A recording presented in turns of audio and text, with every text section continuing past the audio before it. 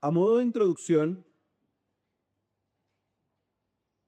si hay algo en lo que podemos estar seguros, es que todos los creyentes que están en este lugar genuinamente desean dar frutos para la gloria de Dios.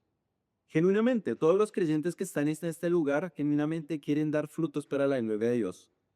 Sin embargo, y puedo sospechar que por ese mismo anhelo es posible que muchos quizás se sientan frustrados porque no reciben tanto fruto como el que quisieran tener.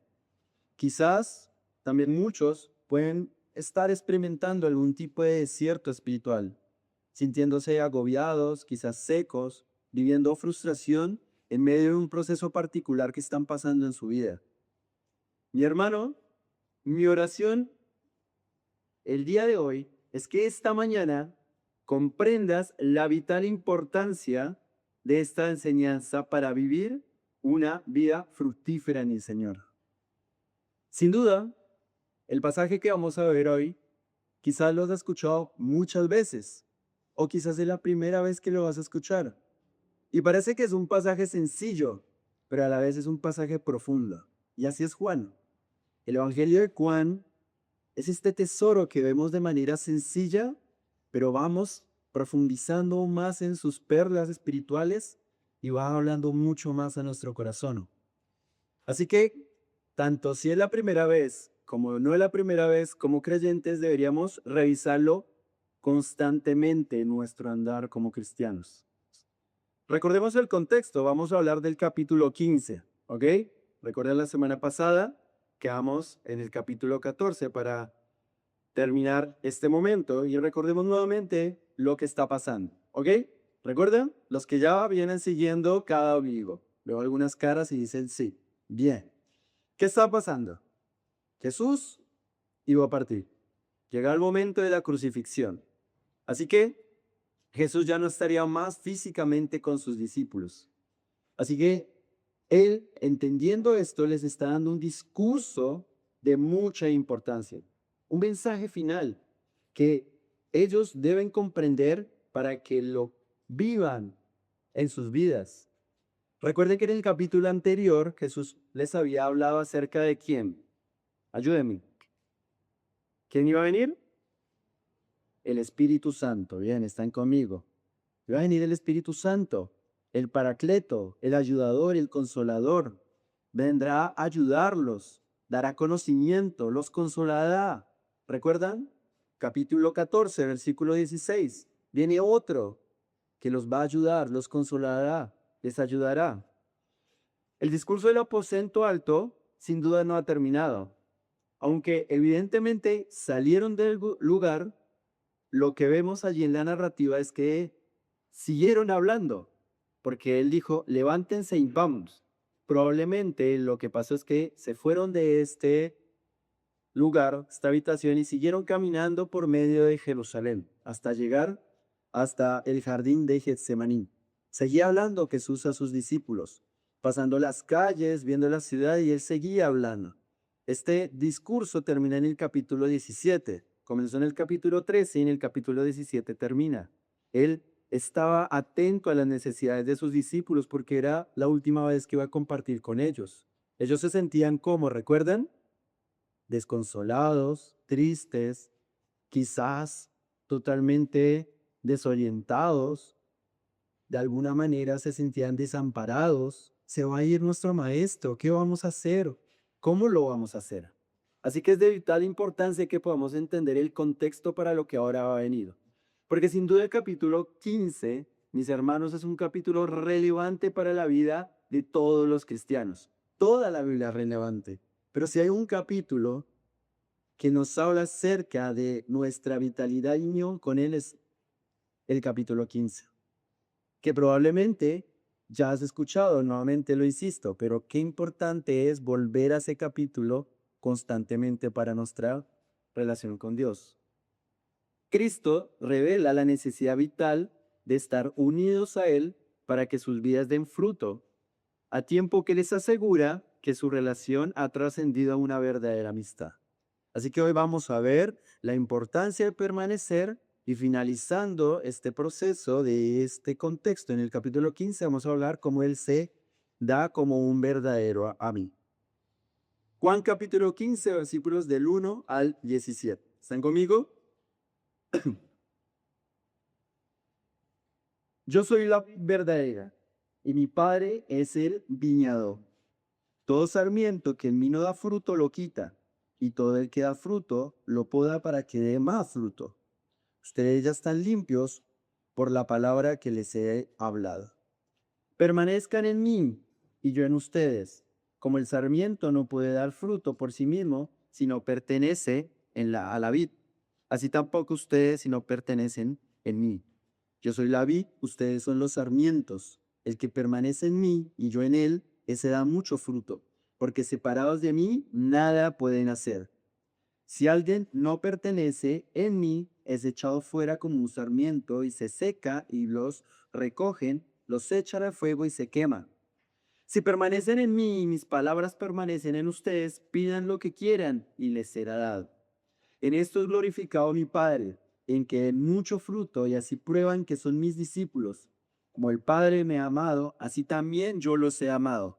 Permanezcan en mi amor. Versículo 10.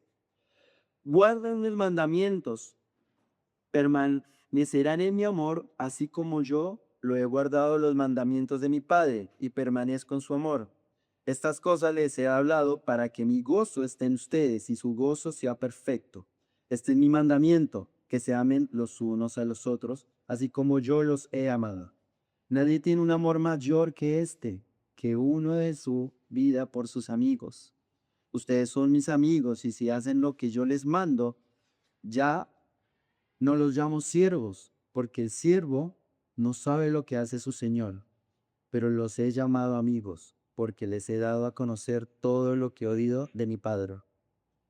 Y finalmente, versículo 16. Ustedes no me escogieron a mí, sino que yo los escogí a ustedes, y los designé para que lleven y vayan y den fruto, y que su fruto permanezca, para que todo lo que pidan al Padre en mi nombre, se lo conceda.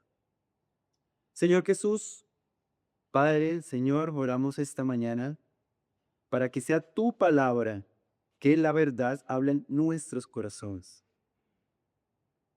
Padre, abre nuestro entendimiento a través del poder de tu Espíritu para que tu palabra penetre hasta lo más profundo de nuestro corazón.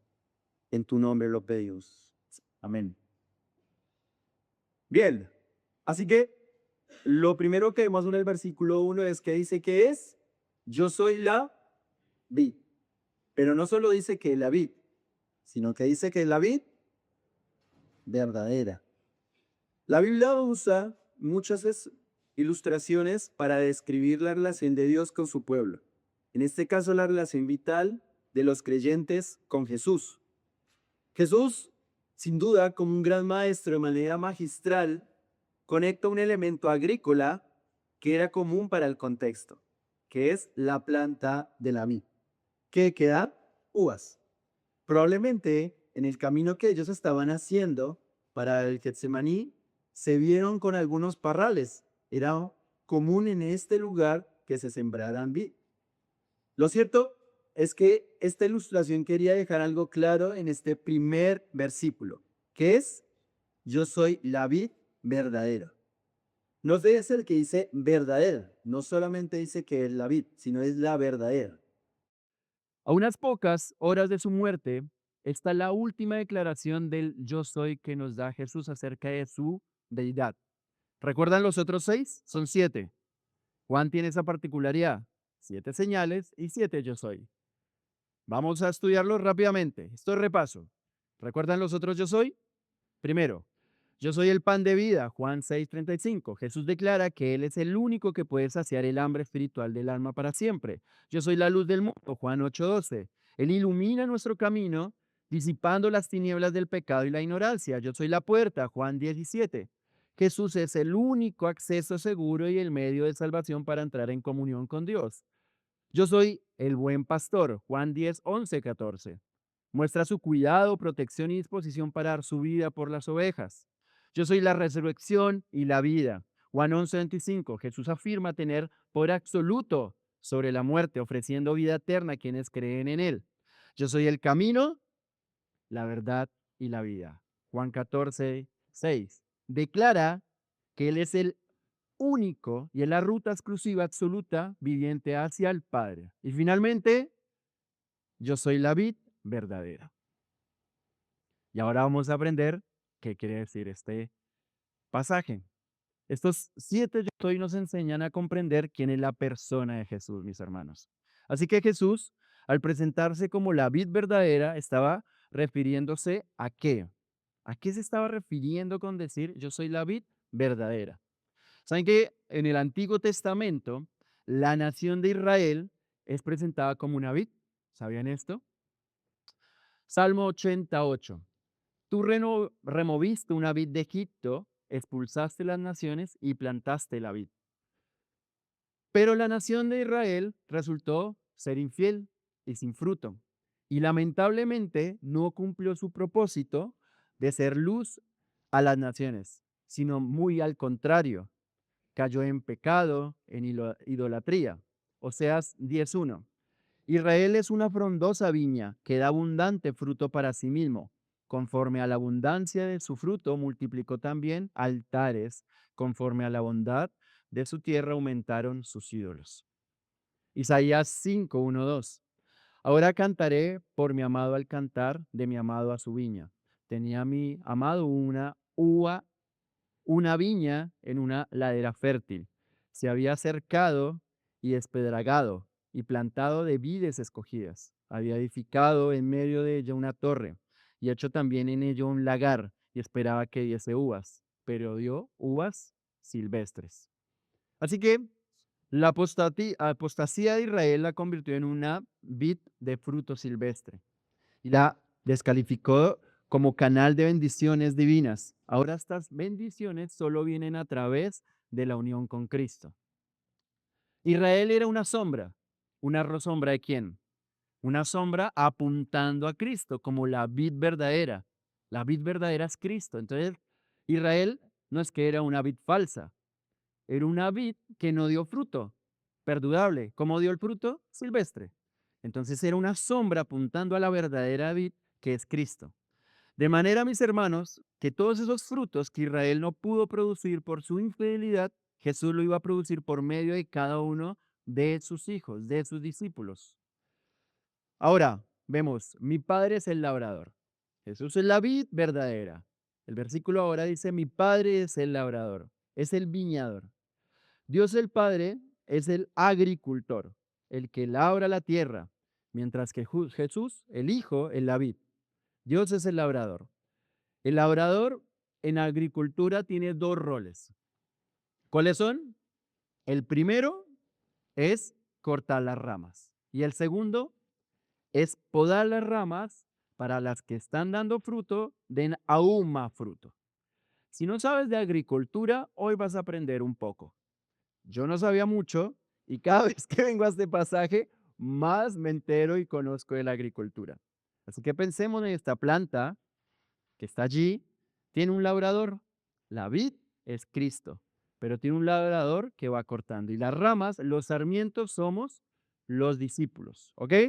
Los hijos de Dios. Versículo 2. Todo sarmiento o rama que en mí no da fruto, lo quita, y todo el que da fruto, lo poda para que dé más fruto. Mis hermanos, esta enseñanza es muy importante en nuestras vidas. Primero debemos recordar que la salvación es del Señor y toda es para su gloria. ¿Me escucharon bien? La salvación es del Señor y todo es para su gloria. Todo es para su gloria. La primera enseñanza que debemos tener en cuenta esta mañana es que un verdadero cristiano es alguien que está vitalmente unido a Jesús y por eso lo fructifica. Está vitalmente unido a Jesús y por eso lo fructifica. Es importante, mis hermanos, tener en cuenta dos ideas claras. Unido vitalmente a Jesús, como consecuencia, ¿qué pasa? Lo fructifica. ¿Qué nos está enseñando acá Jesús? Que sin unión a Cristo no hay vida y sin vida no hay fruto. De manera que si alguna rama que parece estar unida a la vid y no fructifica, eso es una evidencia que esa rama no está vitalmente unida a la vid. Es sencillo. Aparentemente parece estar unida, pero al no fructificar, es una rama que no está vitalmente unida a la vid. Aunque externamente parezca que lo está, estas ramas serán quitadas. Lo que el Señor está enseñando aquí es que todo verdadero creyente, por el hecho de estar unido a la vid, al tronco, va bebiendo la savia necesaria para dar fruto. Es un proceso natural. La savia necesaria a través de la vid va dando a las ramas vitalidad para que den fruto.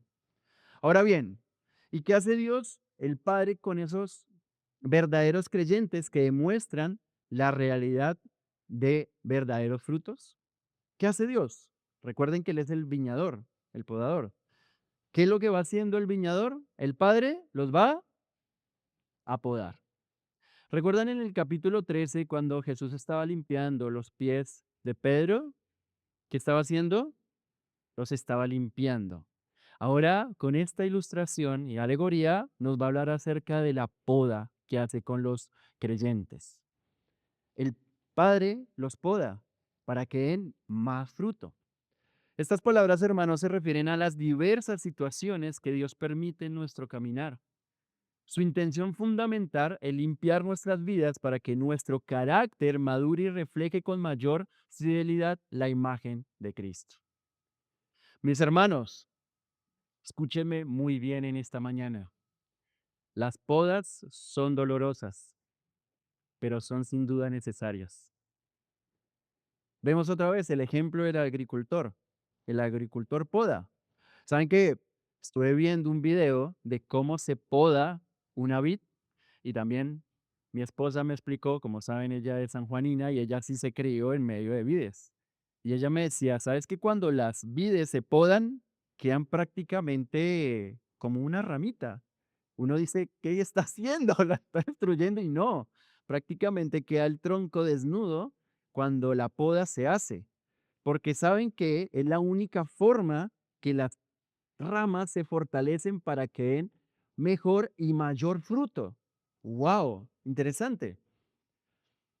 Esto es claro en nuestras vidas, mis hermanos, cuando Él permite que pasemos por momentos de dificultad, porque está tratando y podando con nuestras vidas.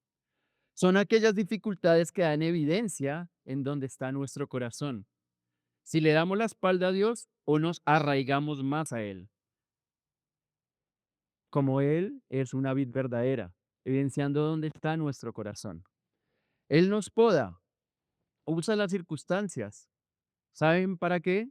Con el firme propósito para que parezcamos más a Él. Ese es el propósito. La poda es necesaria para que parezcamos más a Él cada día, con ese firme propósito. Él está podando nuestras vidas. Pensemos en algún ejemplo, podemos pensar en alguien que está pasando por algo complejo, algo muy difícil en su vida, y en vez de acercarse más a Dios, se aleja por causa de ese problema. Pensemos en alguna situación particular. En vez de acercarse más a Dios por causa de esa situación, se aleja. Y esa circunstancia da evidencia que la vid de esta persona no era Jesús, era la circunstancia. Hebreos 12:6. Porque el Señor al que ama, disciplina y azota a todo aquel que recibe por hijos. Mis hermanos, no podemos espiritualmente madurar, o mejor dicho, no podemos madurar espiritualmente a menos que pasemos por el proceso doloroso de la poda. No hay madurez sin sufrimiento. Mis hermanos queridos, el Señor trabaja en medio de las circunstancias y está podando nuestro corazón con el firme propósito para que su carácter sea más revelado en nuestro corazón. Andrés, pero esta circunstancia es dolorosa. La pregunta no debería ser por qué, sino para qué Dios está utilizando esta circunstancia revelando lo más profundo de tu corazón. Muchas veces el Señor nos lleva a pasar por periodos de dificultad, ¿no? ¿Lo han experimentado? Yo sí. junto con mi esposa hace poco y muy doloroso. Y estas circunstancias lo que hacen es movernos para buscarle más íntimamente, más cercanamente, aferrándonos a sus promesas, que Él es fiel, el bondadoso y su misericordia se renueva cada mañana. Así que mis hermanos, solo vamos en el versículo 2. Hago esta pregunta. ¿Cuáles son las situaciones que consideras que el Señor está permitiendo en tu realidad actual para moldear tu corazón y podar tu carácter? Frente a estas palabras de Jesús surge una pregunta fundamental. Vamos a ir avanzando. ¿A qué tipo de fruto se refiere exactamente Jesús? ¿Y cuál es el mandamiento que nos exhorta a vivir como sus discípulos? ¿Cuál es este fruto que el Señor nos está hablando y cuál es el mandamiento que nos exhorta a vivir? Versículos 3, 4 y 5. Permanezcan en mí y yo en ustedes, como el sarmiento, los pámpanos, en algunas versiones no pueden dar fruto por sí mismos si no permanecen en la vid. Así tampoco ustedes si no permanecen en mí. Yo soy la vid, ustedes los sarmientos, el que permanece en mí y yo en él, ese da mucho fruto, porque separados de mí, nada pueden hacer. Jesús ya nos ha limpiado con su palabra, que nos ha dado, como vimos en los capítulos anteriores. Ahora vamos a pensar a qué clase de frutos se está refiriendo Jesús específicamente. Quizás algunos pueden pensar que ese fruto es compartir el Evangelio, que personas acepten a Cristo como Señor y Salvador.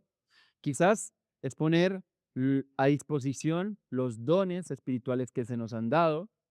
Otros quizás piensan que es discipular a otros.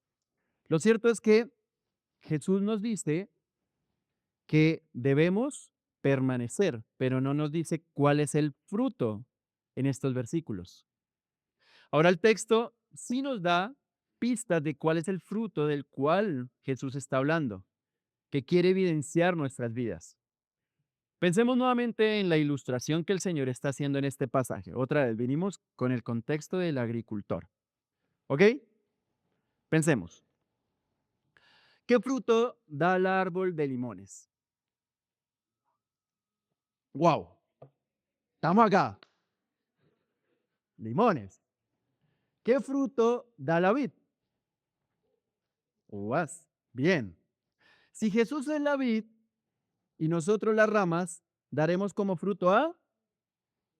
Bien. ¿Están conmigo? Bien. Así es, mis hermanos. Nosotros producimos Jesús. Ese es nuestro fruto. Jesús es nuestro fruto. Eso es lo que producimos.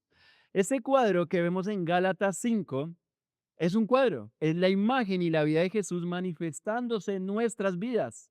¿Recuerdan Gálatas 5? ¿Cuáles son los frutos de allí mencionados?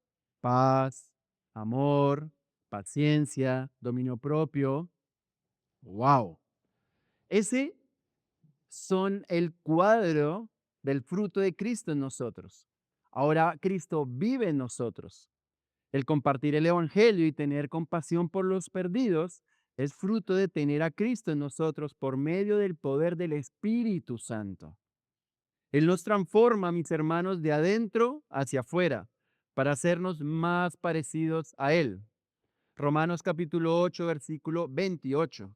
Y sabemos que para los que aman a Dios, todas las cosas cooperan para bien. Esto es para los que son llamados conforme a su propósito, porque a los que de antemano conoció, también los predestinó a ser ¿qué? Hechos conforme a la imagen de su Hijo. El propósito es ser cada vez como Jesús, y Jesús mismo es el fruto de nuestras vidas. No es que estamos cambiando nuestra forma de vivir, no es que somos una versión mejor de mí, como dice el mundo. Sé tu mejor versión. No. El hecho de que Cristo habite en nosotros es que Él se manifiesta y como consecuencia se ve nuestro carácter transformado a la imagen y semejanza del Hijo. Ahora bien, ¿qué es lo que nosotros notamos acá? Piensen que la bendición está en la lectura de cómo estamos pudiendo estudiar el texto.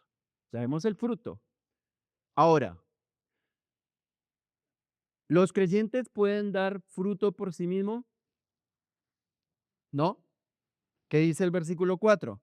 Permanezcan en mí, yo en ustedes. Como el sarmiento no puede dar fruto por sí mismo, no puede dar fruto por sí mismo. Es imposible. Una rama no puede dar fruto si no está unida a la vid. ¿Cuál es el mandato acá? ¿Dar fruto? No hay ningún mandamiento en este pasaje que nos hable que debemos dar fruto. No dice, den fruto y fructificados con todo tu esfuerzo, den fruto. No, no dice eso. Hay un solo mandamiento. ¿Cuál es? Ya lo nombraron. Permanezcan. En el griego original dice meinate, permanezcan. Hermanos, el foco de nuestras vidas cristianas es permanecer en Jesús para dar frutos. Yo les dije, es sencillo y a la vez profundo.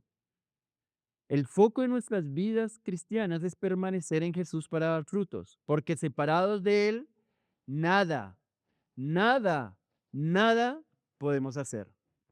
¿Me escucharon? Fui reiterativo, precisamente para que podamos entender en nuestro corazón que separados de Él, nada podemos hacer. Esa es nuestra responsabilidad. ¿Cuál es? Permanecer. Su mandamiento es que permanezcamos. No nos quedemos pasivamente. No es quedarnos pasivamente. Nuestra responsabilidad es permanecer. Jesús nos exhorta ¿a qué? A permanecer. ¿Qué significa permanecer? Quedarse donde uno está. Sencillo. Permanecer es la palabra que más se repite en este pasaje. Permanezcan, permanezcan, permanezcan. Y yo pensaba, a la luz de este pasaje, ¿por qué el Señor nos hablaba tanto de permanecer? Y saben que sin duda tiene todo el sentido porque muchas veces nosotros somos necios y no permanecemos. Así que Jesús reiteradas veces le estaba diciendo a sus discípulos, permanezcan en mí. No se trata de que las ramas tengan que vivir su vida para la vid. Es simplemente dejar que la vida de la vid fluya por los pámpanos, por los sarmientos. A veces oramos, Señor, ayúdame a vivir mi vida para ti. Pero mejor sería orar a la luz de este pasaje, Señor Jesús, vive tu vida por medio de mí. Separados de Cristo, nada podemos hacer, hermanos. Un pámpano solo tiene un propósito. ¿Saben cuál es? Dar fruto, porque su madera inclusive es inservible, ¿sabían? Yo estuve investigando. No sirve para nada.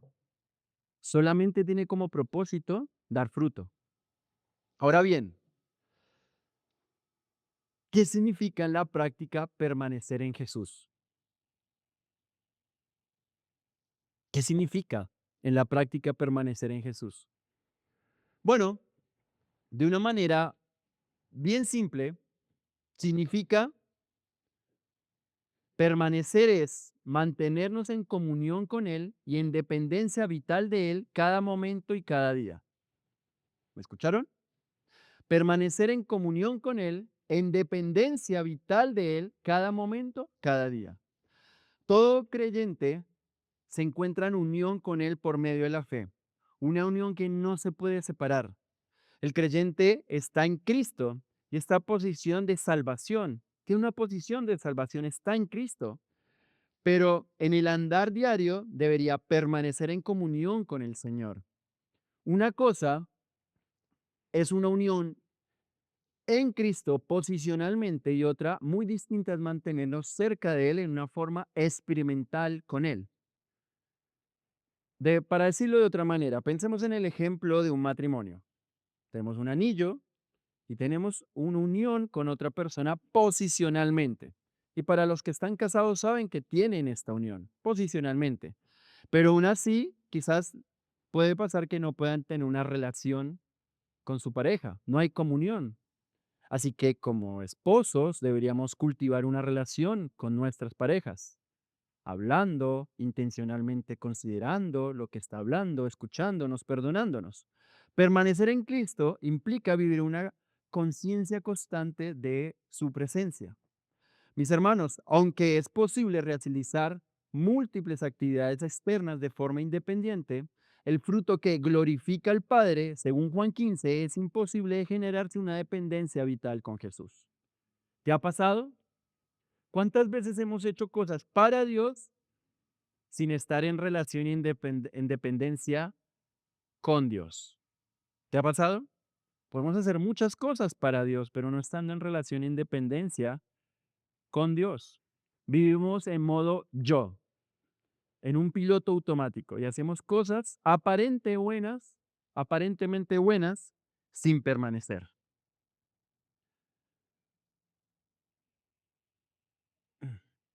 Ahora la pregunta que aquí surge es, ¿y cómo se logra? ¿Cómo se logra esta permanencia? Y esto se logra mediante una comunión fluida con Él. El llamado a permanecer, mis hermanos, es una invitación a centrar todos nuestros afectos en Cristo mientras atravesamos el transcurso de nuestras vidas cotidianas. En términos prácticos, mantener esta comunión íntima y cercana con el Señor requiere dedicación constante a través de dos pilares fundamentales que el texto nos lo revela. ¿Cuáles son? La palabra y la oración. En el versículo 7 vamos a profundizar más sobre esto. Versículo 6. ¿Me siguen? Si alguien no permanece en mí, es echado fuera como un sarmiento y se seca. Y lo recogen, los echan al fuego y se queman. Ahora bien, el que no pertenece es echado fuera. Esto es una realidad. Como dijimos, hermanos, por favor que se preste muy bien sus oídos. ¿La salvación de quién es? Del Señor. Toda y exclusivamente del Señor. Aquí la referencia no es a los cristianos que pierden su salvación por no dar fruto. Porque la salvación, mis hermanos, no se pierde. Porque tampoco se puede ganar por nuestras obras, que son trapos de inmundicia. La salvación toda es del Señor por su obra en la cruz. Por medio de la fe somos salvos. Juan capítulo 6, versículo 37. Todo lo que el Padre me da, vendrá a mí. Y al que viene a mí, de ningún modo lo echaré afuera. Y tampoco este versículo se refiere a auténticos cristianos que no dan fruto, ya que es imposible, si estás en la vid, sí o sí vas a dar fruto de mayor o menor medida. Entonces, no hay tal cosa como el cristiano que no da fruto, porque si está en la vid, va a dar fruto, en mayor o menor medida, pero va a dar fruto. Ni tampoco se refiere a alguien que pierde su salvación, porque la salvación, mis hermanos, no se pierde. ¿Por qué? Porque tampoco se podía ganar por nuestros méritos. El hecho de que estas ramas no dan fruto en esta alegoría es que no son sus discípulos directamente, son incrédulos, que aparentemente ser, parecían que estaban cerca, pero nunca nacieron de nuevo. Esta referencia se hace por el contexto en la narrativa general del discurso del aposento alto que se está haciendo a quién. ¿Quién traicionó a Jesús? Judas. Entonces, cuando vemos el texto en el contexto inmediato, esta referencia se hace un par de capítulos anteriores. Vemos como Judas acompañaba al grupo, estaba en el grupo, aparentaba ser del grupo, pero no dio fruto de arrepentimiento genuino. No permaneció y se retiró. ¿Dios lo expulsó? No. Él nunca creyó en Jesús como el Mesías prometido. En realidad, nunca fue parte de la vida. Así que él nunca había nacido de nuevo. Él no creyó en Jesús. Por su incredulidad, él no creyó en Jesús. Él aparentó estar ahí. Judas aparentó ser parte de ellos, pero al final se vio su corazón sin arrepentimiento genuino y fue echado fuera con un triste destino final. Así que esta figura, mis hermanos, se hacen personas que aparentemente son, pero sin duda no se ven frutos de arrepentimiento.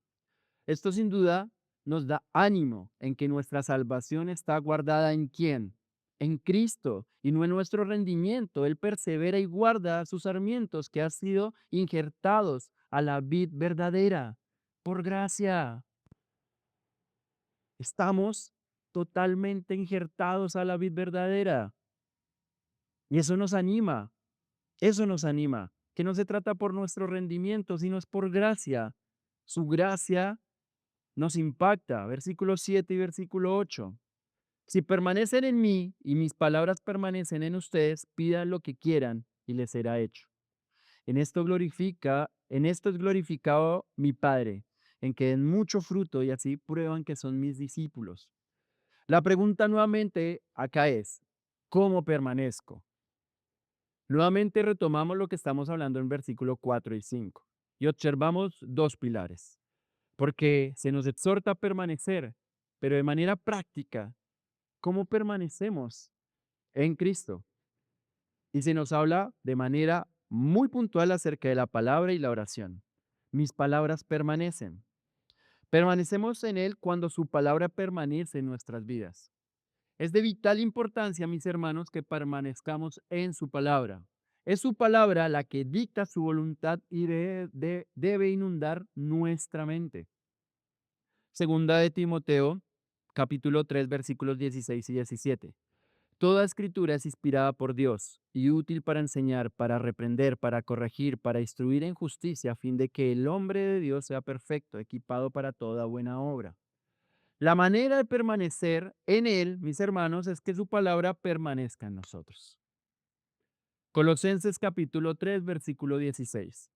Que la palabra de Cristo, por favor, resalten este punto, habite en abundancia en ustedes, con toda sabiduría, enseñándose y amonestando unos a otros con salmos, himnos y canciones espirituales, cantando a Dios con acciones de gracias en sus corazones. ¿Qué dice? Que la palabra de nosotros, ¿qué debe estar? Habitando en ustedes, en abundancia. Querido, te hago una pregunta esta mañana. ¿La palabra de Cristo es un visitante en tu vida o es un habitante? ¿Me escuchaste bien? ¿La palabra de Cristo es un visitante en tu vida o es un habitante? Sinclair Ferguson, teólogo escocés, dice lo siguiente con respecto a este asunto, con cómo habita la palabra para el creyente. No dejes ninguna habitación cerrada, ninguna puerta de armario cerrado, donde no penetre la luz de su palabra. Deja que su palabra alumbre tu mente, deja que se enciendan tus afectos por Cristo, deja que esa palabra someta tu voluntad a la suya si estás permaneciendo en Cristo. Dice también el comentarista, la palabra de Cristo es el instrumento de Cristo usado por el Espíritu de Cristo para nutrir nuestra unión con Cristo y transformándonos a la imagen de Cristo. Es claro, hermanos, la palabra es la que nos nutre, la palabra es la que nos revela su voluntad. Está claro. Dios usa su palabra como un cuchillo de poda, siguiendo la ilustración, porque ella es viva y eficaz y más cortante que espada de doble filo y penetra hasta los más profundo del corazón. Es la palabra. No podemos pretender caminar como discípulos de Cristo separados de la palabra. Para desarrollar una mentalidad conforme a las Escrituras es indispensable que su palabra, ¿qué dice? La palabra habite en nosotros.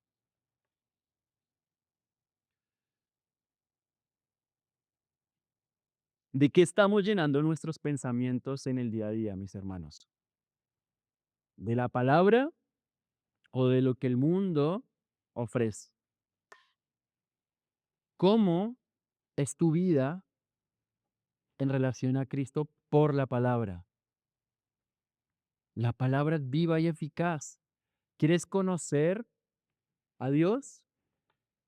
Lee la palabra. ¿Quieres saber cuál es la voluntad de Dios para tu vida? Lee la palabra. No como un visitante.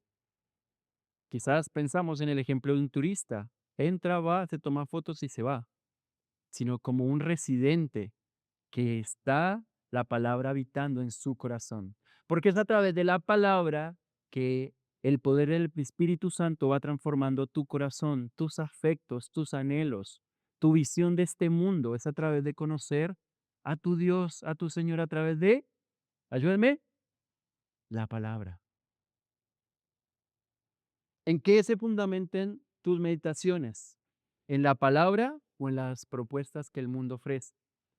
Cuanto más y más le conocemos por medio de su palabra, más comprendemos su voluntad, que es buena, agradable y perfecta.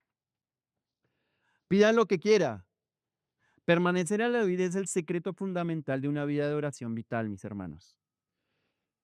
Honestamente, pero honestamente les pregunto esta mañana, ¿cómo está tu vida de oración? Piénsenlo internamente. No me responda. Honestamente, ¿cómo está tu vida de oración? Permanecer en la vid es el secreto fundamental de una vida de oración vital, mis hermanos. Por medio de la oración, nosotros hablamos con el Padre. Sin embargo, el texto es claro al enseñarnos que cuando pedimos permaneciendo en Él, podemos pedir lo que queramos, ya que su voluntad está fluyendo en nuestras vidas. Amamos lo que Él ama.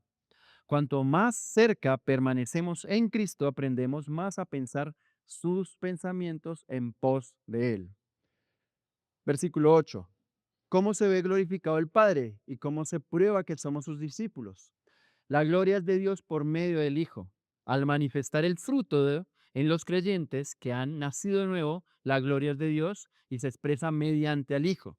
El Padre es glorificado por las ramas verdaderas, cuando éstas llevan una vida que rinde honor a Dios.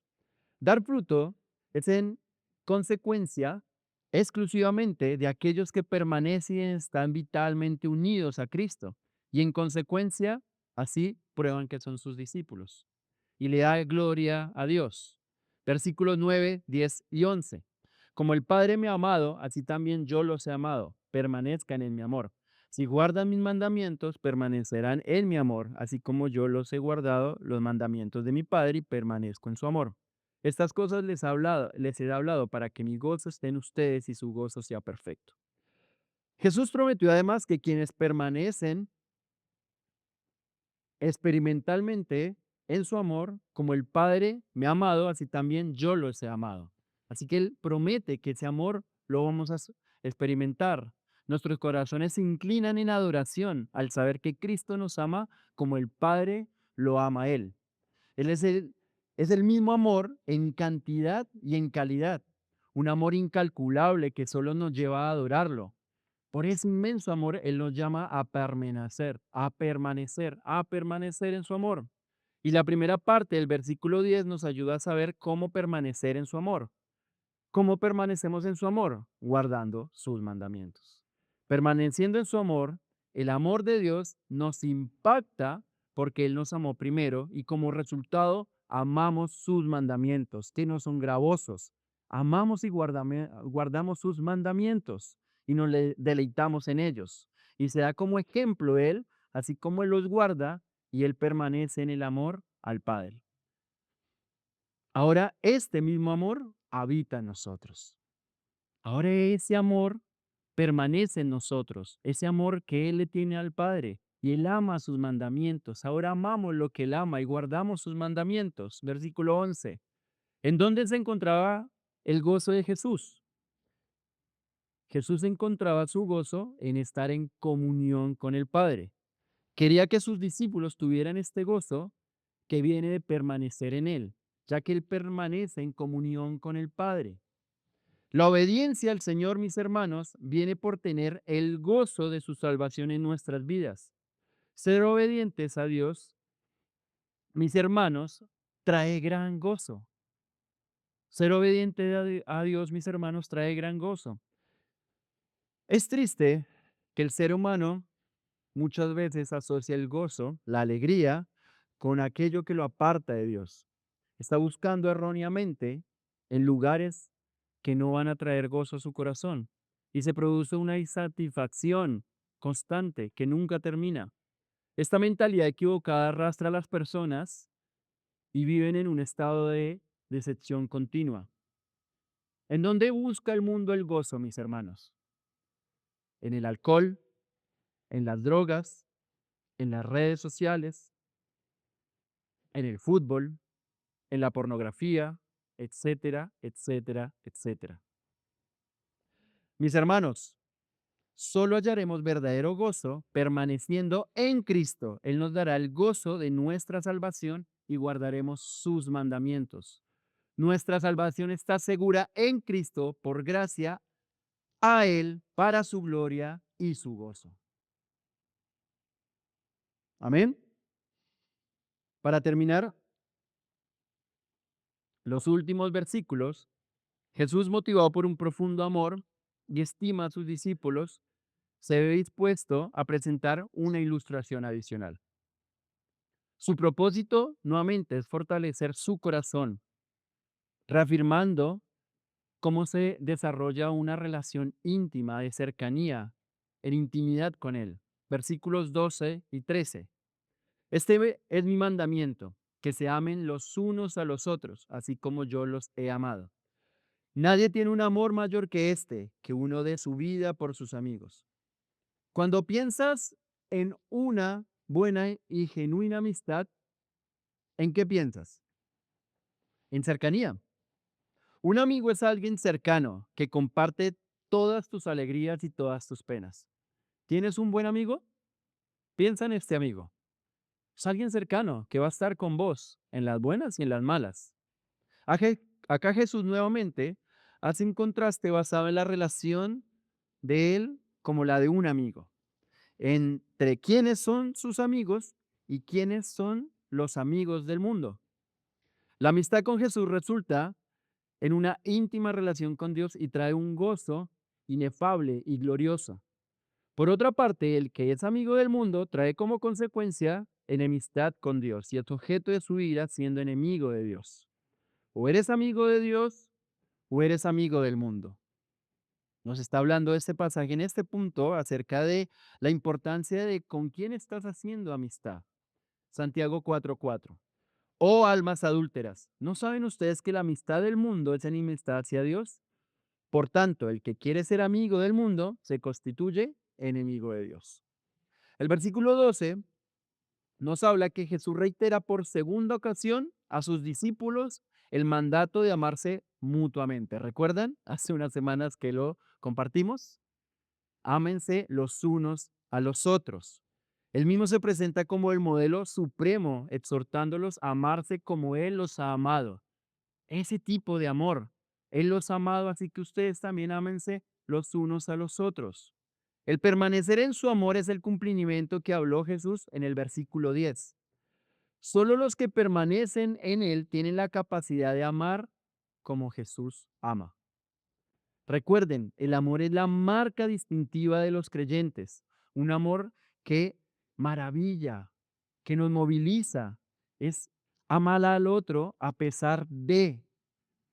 Es un amor que impacta nuestros corazones y como resultado nosotros nos brindamos en ese amor. No porque nace en nuestra capacidad, porque los sarmientos no tienen capacidad, nada podemos hacer separados de Él. Es a través de la vida, del amor de Cristo que nos impacta para amar como Él ama. Solo este tipo de amor puede perdonar. Solo este tipo de amor puede sanar relaciones rotas. Solo este tipo de amor, el amor de Cristo, puede hacer lo imposible posible al tener disolución entre personas. El perdonar es algo sobrenatural y solamente este tipo de amor puede darte consuelo para perdonar a las personas que te han herido. Solo el amor de Cristo. La muerte de Jesús a punto de ocurrir a pocas horas es la evidencia del más grande amor. Versículo 13. Nadie tiene un amor mayor que este, que uno dé su vida por sus amigos. Wow. Muchas veces leemos la Biblia y no estamos quizás prestando atención, pero mis hermanos, es tremendo lo que acá se nos está diciendo. ¿Escucharon y leyeron bien? Miren, imagínate esta clase de amor. Es un amor tremenda. Nadie tiene mayor amor que este, que uno dé su vida por sus amigos. Jesús no murió por él, murió para que los demás pudieran vivir. ¿No te conmueve esto? El más grande ejemplo de sacrificio humano era que un hombre muriera por sus amigos para que estos tuvieran vida y vida eterna. Recuerdan que antes éramos enemigos de Dios, pero ahora por medio de la muerte de Cristo en la cruz, creyendo en Él, por medio de la fe, ahora somos sus amigos.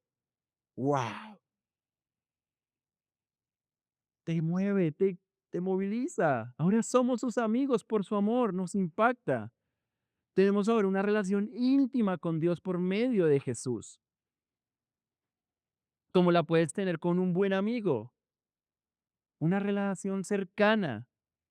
Ahora el pecado, la oscuridad del pecado no nos separa. Ya la muerte ha sido vencida, la oscuridad ha sido vencida por este grande amor. Ahora tenemos amistad con Dios por medio de Cristo. Versículo 14 y versículo 15 para ir terminando. Ustedes son mis amigos si hacen lo que yo les mando. Ya no los llamo siervos porque el siervo no sabe lo que hace su señor, pero los he llamado amigos porque les he dado a conocer todo lo que he oído de mi Padre. Nos habla que la obediencia sería el fruto de permanecer en esta amistad con Jesús. Por supuesto, y nuevamente reiteramos que la obediencia no obtiene salvación. La salvación es únicamente por gracia, por medio de la fe, no por obras para que nadie se jacte. La obediencia no es el medio para la salvación, sino el resultado inevitable. La vid da fruto, es el resultado. La obediencia no es la manera en que llegamos a ser sus amigos, es la manera en que le mostramos al mundo que somos sus amigos. ¿Me hago entender? Somos sus amigos, así que el mundo los va a conocer, los va a ver. Somos obedientes y nos las alejamos del pecado y vivimos en comunión, en amistad con Jesús y no en amistad con el mundo. El mundo va a ver. ¿Y este hombre por qué actúa así? Y este es amigo de Dios. Tiene una relación y una comunión con Dios. Piensa, habla, actúa diferente. ¿Qué está pasando? Tiene una amistad, tiene una comunión con Dios y eso impacta su vida. Ahora Cristo es su amigo y vive radicalmente diferente a lo que el mundo vive y su amistad ya es cercana. ¿Con quién estás haciendo amistad? ¿Con Cristo o con el mundo? Versículo 15. ¿Qué diferencia existe entre la relación de un siervo y un amigo? ¿Qué relación existe? En relación con un siervo, un amigo, la confiabilidad.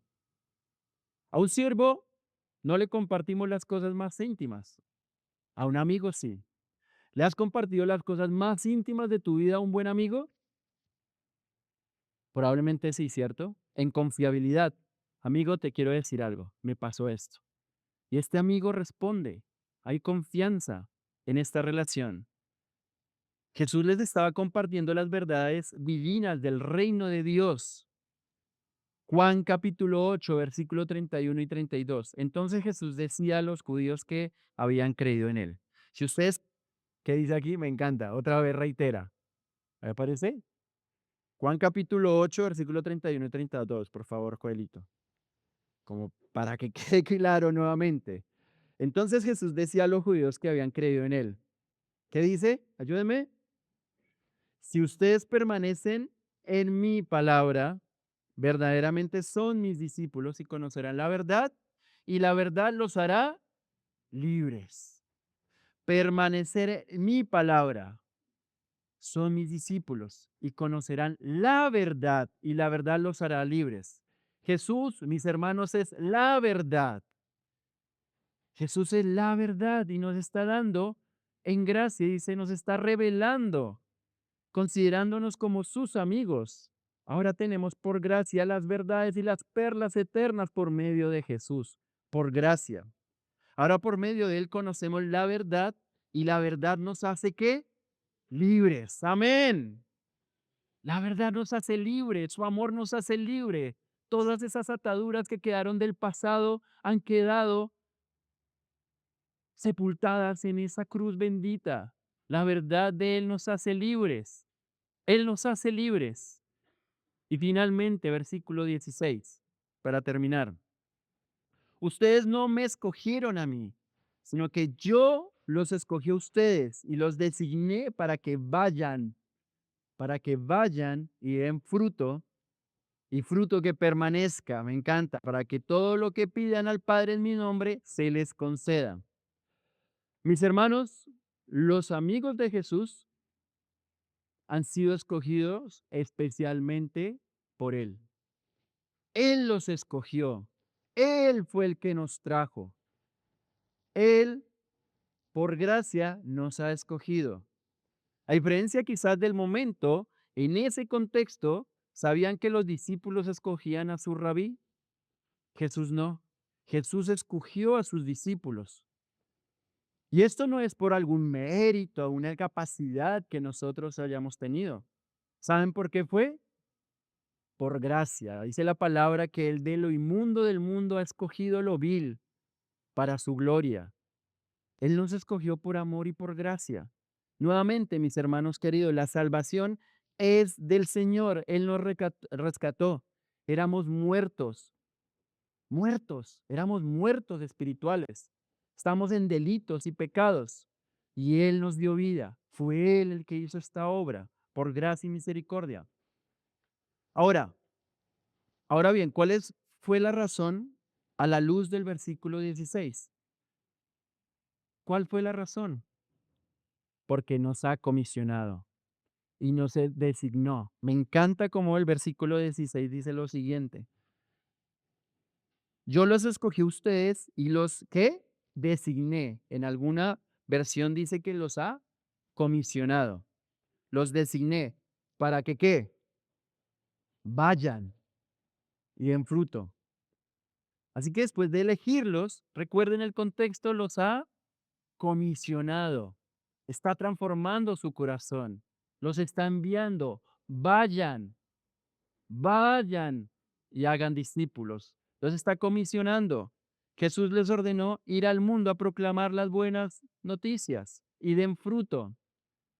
Como iglesia local estamos estudiando en la clase bíblica sobre el discipulado y muchas veces, lamentablemente, de manera errónea, pensamos que el ir a ser discípulo es para algunos. Pero acá se nos está diciendo que para todos los hijos de Dios que están en la vid, se nos ha comisionado, por tanto, vayan y hagan discípulos. Eso es su voluntad. Su voluntad es que hagamos discípulos para Cristo. Para algunos, para todos. Y den fruto y fruto que permanezca, porque el fruto de la vid es por medio de Cristo, en unión vital por Él. Es por su gracia que nos eligió para anunciar las virtudes de Él. Mis hermanos, ¿estamos anunciando el Evangelio? ¿Estamos haciendo discípulos?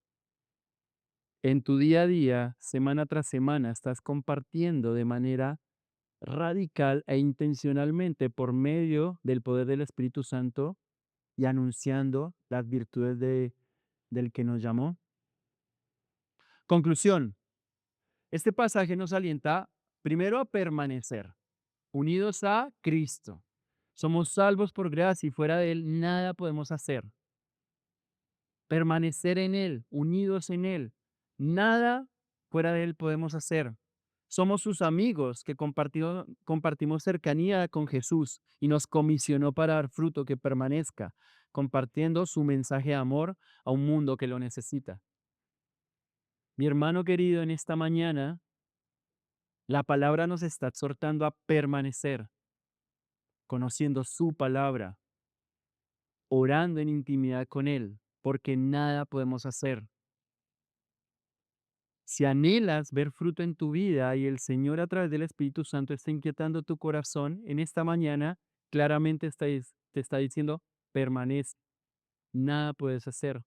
Ahora somos sus amigos, ahora ese amor de amistad con Él nos impacta y como resultado vemos nuestras vidas cambiadas. Es el carácter de Cristo evidenciándose en nuestro corazón. Pero quizás en esta mañana es la primera vez que escuchas esto y te preguntarás, ¿cómo puedo tener una relación con Dios? ¿Cómo puedo tener esta amistad con Dios? Querido, querida, déjame decirte que la Biblia dice que todo el que cree en Él va a ser salvo para que no se pierda. En esta mañana el Señor te está hablando a tu corazón para que te arrepientas de tus pecados y puedas considerar sin duda en ese arrepentimiento por fe recibir a Cristo en tu corazón como Señor y Salvador. El Señor te está hablando. El Señor en esta mañana te está hablando. Creyendo en Él, vamos a ser salvos, por gracia y por misericordia. Algunas preguntas para poder meditar en esta semana de manera práctica y algunas aplicaciones. La primera, ¿de qué manera estás cultivando tu permanencia constante en su palabra a través de tu vida y a través de la oración? Segunda, ¿qué evidencias de fruto espiritual identificas hoy en tu caminar que dan testimonio de la gloria de Dios? Y tercera, ¿cómo describirías la calidad de tu comunión con el Señor? ¿Disfrutas de una cercanía íntima de amistad o estás percibiéndote distante de Él? Mis hermanos queridos, su palabra es fiel. A través de ella nos está podando. Si hay cosas en tu corazón que deben ser tratadas, ve a Dios, que Él es fiel y justo y nos perdona. Su gracia, su misericordia nos inunda, su amor nos impacta. Permanece, permanece en su palabra, permanece en oración. Amén. Señor, te damos gracias esta mañana. Señor, te alabamos, Señor, por tu palabra. Es tan sencilla, pero a la vez es tan profunda. A través de esta ilustración nos has hablado de que nada podemos hacer si estamos separados de ti, Señor. Padre, te pedimos perdón porque cuántas veces hemos hecho cosas para ti sin estar en ti, Señor. Padre, en esta mañana queremos reconocer que hemos pecado. En esta mañana queremos reconocer que nuestra vida debe ser podada. Señor, pódanos. Estás usando circunstancias complejas y difíciles y nos estás hablando. Es tu carácter, es el que se está moldeando en nuestro corazón. Ahora vives en nosotros, Señor. Padre, gracias por esa poda, aunque no entendamos, gracias por eso, porque estás trabajando en nuestro corazón para tu gloria, en este proceso de santificación. Padre, ayúdanos cada día, como el hambriento que tiene sed y hambre, ir a tu palabra, a conocerte más por medio de ella, a saber tu voluntad para nosotros. Padre, gracias por esta amistad que ahora tenemos con vos, Señor. Gracias porque antes éramos enemigos tuyos y ahora por tu amor, por medio de la cruz, ahora tenemos esta amistad con vos, Señor, que impacta nuestro corazón para amar tus mandamientos, Señor. Y Padre, yo en esta mañana oro por aquel que está cansado, agobiado, que quizás no está viendo fruto. En esta mañana, recordando tu palabra, te trae paz, te trae gozo, porque su gracia y su misericordia está impactando en tu corazón. Padre, gracias por tu palabra. Gracias, Señor, por tu amor. Gracias y ayúdanos a vivir de manera práctica tu palabra. Que este amor que inunda, Señor, se pueda ver en nuestras conversaciones diarias, en nuestra intimidad, cuando nadie nos ve, que se vea esta permanencia, Señor. Padre, gracias, gracias por todo lo que tú haces en nuestras vidas, para tu gloria y para tu honra, en el nombre de Cristo Jesús. Amén y amén.